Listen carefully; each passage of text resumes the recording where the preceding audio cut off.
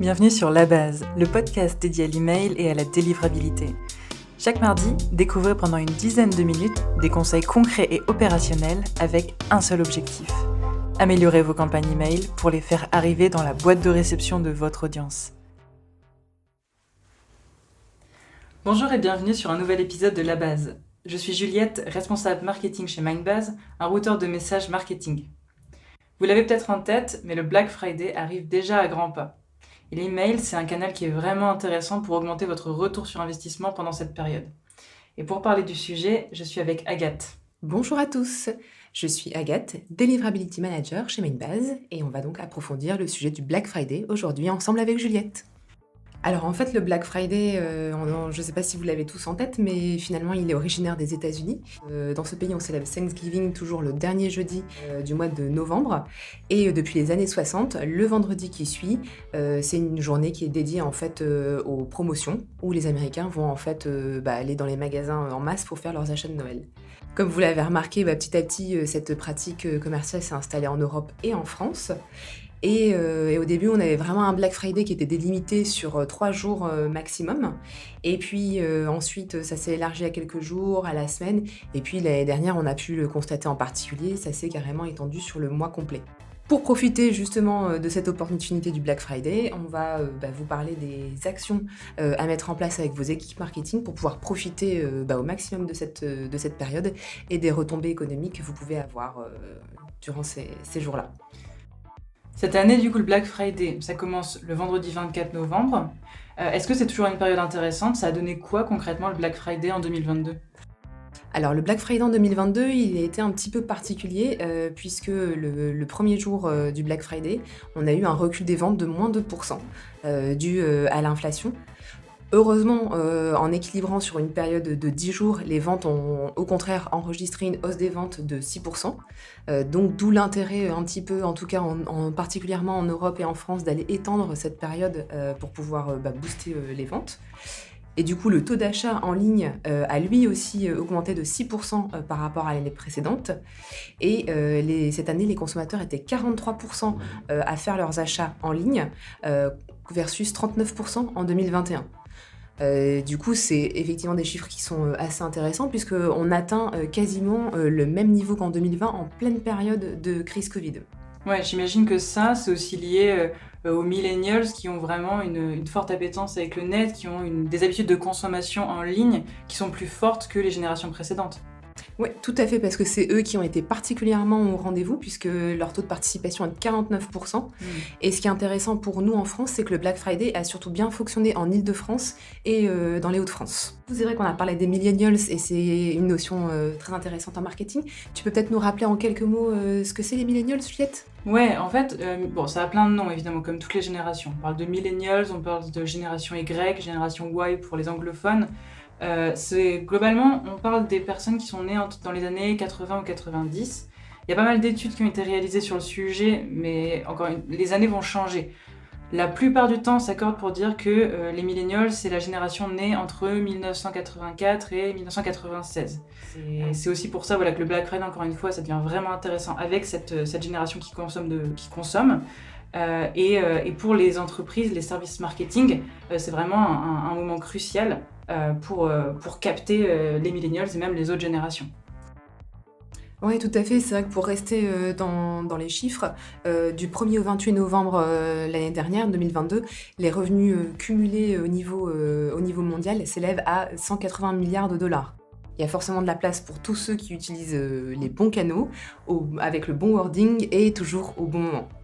Et dans la foulée du Black Friday, on a aussi le Cyber Monday. Tu t'en parles un peu ? Alors oui, le Cyber Monday, c'est le lundi qui suit le week-end du Black Friday. Et en fait, le Cyber Monday, c'est toujours la dernière chance pour réaliser les bonnes affaires. À la base, c'est un événement qui était dédié uniquement en ligne, puisque le Black Friday ne se fait pas que en ligne, et le Cyber Monday, quant à lui, oui, uniquement en ligne.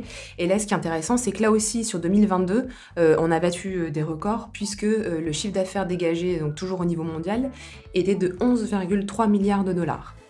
Et donc cette année, le Cyber Monday va tomber le 27 novembre. Le 27 novembre, ok, ça marche. Je pense qu'on va arriver sur le cœur du podcast que nos auditeurs vont attendre un peu plus, je pense.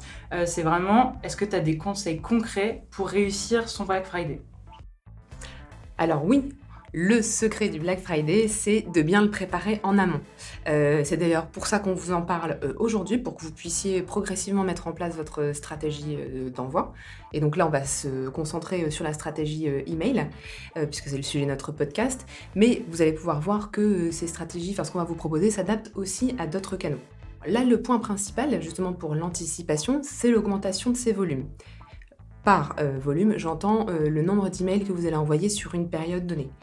On a forcément envie d'aller chercher un maximum de destinataires pour avoir des retombées qui soient maximales, mais vous n'êtes pas seul.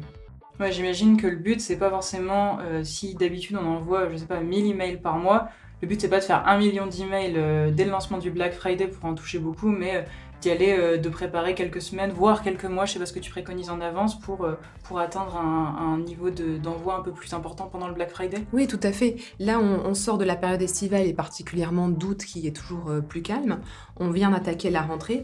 Donc justement, là, si vous écoutez le podcast là quand il sort, c'est vraiment là le moment d'y aller de manière progressive pour dès fin septembre, début octobre, augmenter progressivement les volumes d'envoi. Et puis en fait, pour justement augmenter tout ça de manière progressive, on a besoin de mettre en place aussi d'autres stratégies. Ok, donc une augmentation progressive du volume. Est-ce qu'il y a d'autres pratiques qu'on peut utiliser, notamment si on a préparé des nouvelles pratiques de collecte pour avoir de nouvelles adresses dans sa ou ses BDD, dans ses bases de données? Qu'est-ce que tu préconises? Est-ce que ça fonctionne quand même? Comment est-ce que tu t'organises avec les nouvelles adresses email? Alors du coup, pour répondre, je vais juste redéfinir un terme qui soit un petit peu plus technique pour que tout le monde l'ait bien en tête. Là, je vais vous parler du co-sponsoring. Le co-sponsoring, pour rappel, en fait, c'est une opération marketing qui va permettre d'aller collecter des adresses email le plus souvent par le biais d'un jeu concours. Donc, en fait, tout simplement, c'est un lot qui est proposé au sein d'un jeu concours avec un certain nombre d'annonceurs, de sponsors qui y sont associés. Et lors de l'inscription à ce jeu concours, les sponsors vont recevoir automatiquement les adresses mail qui se sont inscrites au jeu concours en question. Si vous connaissez, je me permets de te couper Agathe, mais Oui. si vous ne connaissez pas forcément toutes les techniques de collecte, je peux vous mettre, si vous voulez, en description de l'épisode, un lien pour un lien vers notre lexique qui va pouvoir vous permettre de vous familiariser avec tous les termes qui vont être co-sponsoring, co-registration, etc. J'ajoute ça dans la description de l'épisode. Et oui, donc si vous avez effectivement collecté de nouvelles adresses par ce biais-là, il faut absolument qu'elles aient bénéficié à minima de 3 envois avant d'être injectées dans votre cycle de campagne du Black Friday ou de Noël. Là, l'idée, c'est vraiment de limiter l'envoi vers des adresses fraudes, parce qu'en fait, ça peut avoir des répercussions qui soient plus néfastes qu'autre chose. Il y a aussi la solution qui est, j'ai envie de dire l'erreur qui est toujours commise, à savoir pour aller augmenter ses volumes, on va rechercher un petit peu toutes les adresses qui sont en BDD et puis on va aller chercher des inactifs, en se disant voilà, on va aller les réactiver, on va gonfler les performances du Black Friday. Ça s'appelle aussi du full base dans le jargon du métier. Et ben en fait ça, on oublie clairement, ça ne marche pas. Pourquoi ça ne marche pas? Premièrement parce qu'en fait c'est le respect du RGPD qui prévaut toute l'année et même en des périodes particulières et un petit peu cruciales pour votre chiffre d'affaires. Ouais, je vois ce que tu veux dire. Je sais que les inactifs, en plus, c'est un sujet sur lequel tu es particulièrement calé et qui te tient à cœur. Mais je pense qu'il faut d'abord se mettre à la place des destinataires. Je veux dire, si moi, je me suis désabonnée depuis un moment ou alors j'ai pas réagi forcément aux emails depuis plusieurs mois et d'un coup, je me retrouve arrosée de 10 emails en une semaine de l'entreprise qui a envoyé justement ces campagnes, moi, mon premier réflexe, et je pense que c'est le premier réflexe de beaucoup de Français, ça va être la mise en spam. On se pose pas trop de questions. Ouais, tout à fait. Et du coup, si c'est le cas, ça a un impact sur la réputation expéditrice globale de votre environnement, et à la fois donc le domaine et les IP. Et là, après, pour rattraper ça durant la période du Black Friday, c'est bien plus compliqué. Donc, en fait, réactiver ces inactifs, c'est une bonne idée, mais là, ça se fait encore une fois en amont. Et ça va se faire sur des inactifs de 6 mois maximum, justement en les insérant dès à présent par petits segments et en surveillant donc du coup les taux de désabonnement et les taux de plainte, particulièrement sur les campagnes dans lesquelles ces inactifs seront insérés. Et pour le reste, en fait, il faut vraiment qu'il soit supprimé de votre base de données. Si vous pensez que ça sera noyé dans la masse et que ça peut pas vous faire de mal, encore une fois, ça marche pas comme ça. Et c'est surtout que c'est une période cruciale, cette fin d'année. Donc, il vaut mieux même nettoyer sa base de données pour vraiment partir sur des bases saines et maximiser son retour sur investissement. Ok, ça marche. Merci pour les conseils, Agathe. Donc là, on a parlé des volumes et notamment de retravailler un peu les inactifs avec les do et les don't. Est-ce que tu as d'autres conseils pour bien préparer son Black Friday? Alors, il y a aussi, un conseil que je donne très souvent dans l'année et qui paraît toujours un petit peu, inatteignable et on le met de côté, mais c'est un tort et il faut vraiment s'y mettre, particulièrement si on veut réussir des opérations marketing comme celle-ci, c'est, la segmentation de vos adresses email. Clairement, ça a toujours pris du jalon cette pratique, parce que c'est les fournisseurs d'accès Internet et les webmails qui nous les imposent, mais ça va faire que continuer.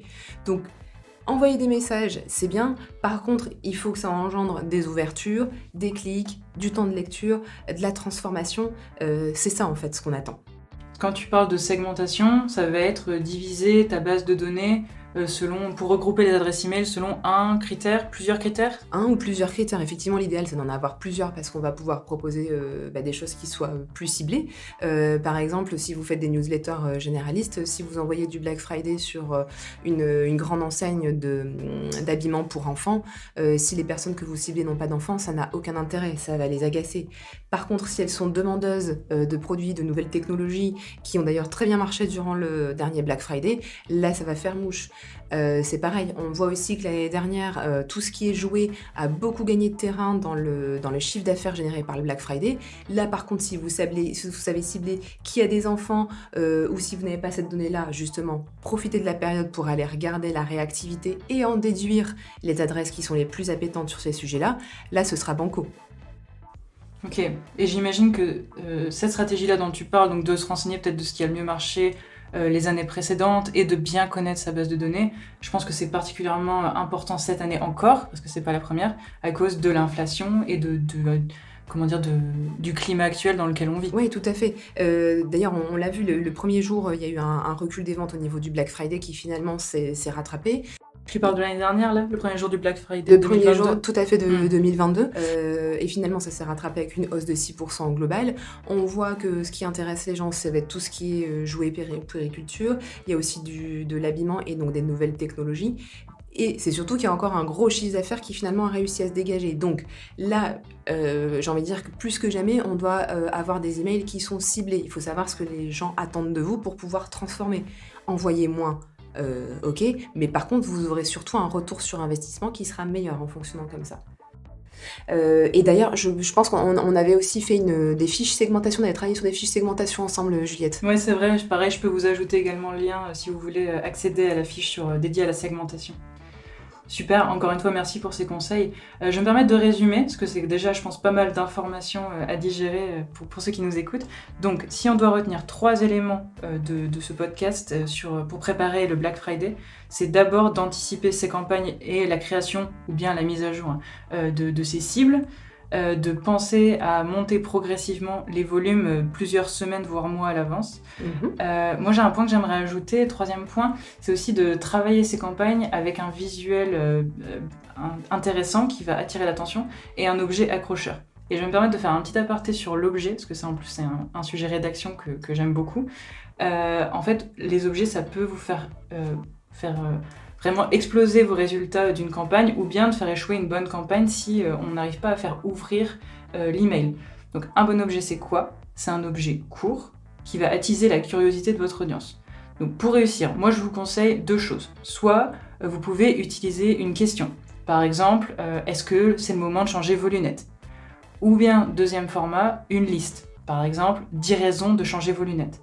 En fait, en utilisant ces 2 méthodes, en les alternant et en utilisant d'autres également, il y en a pas mal, votre taux d'ouverture, il a de bonnes chances de vraiment augmenter.